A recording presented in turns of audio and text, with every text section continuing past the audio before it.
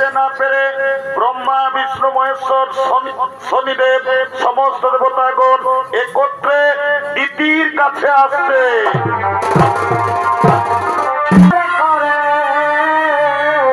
উদয় হইল নিমাই চাঁদ, কে আনিল রে, কোথায় ছিল রে মধুমাখা ঘট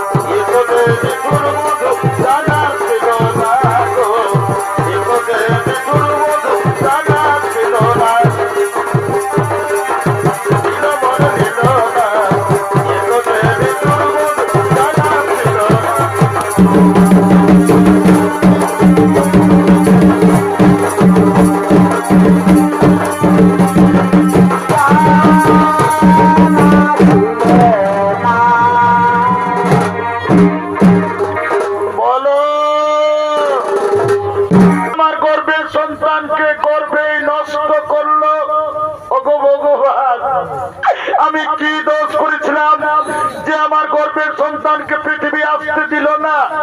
কেন আমার গর্ভের সন্তানকে গর্ভেই নষ্ট করে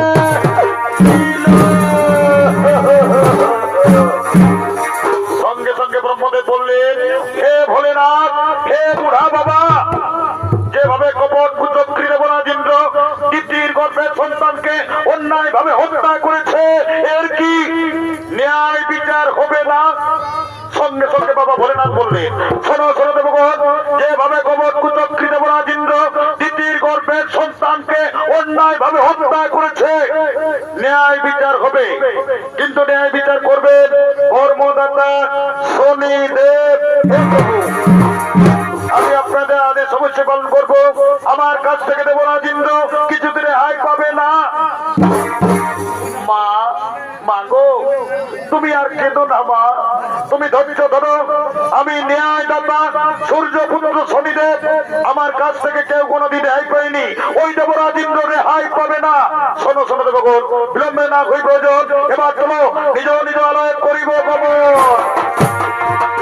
মায়ের কান্দন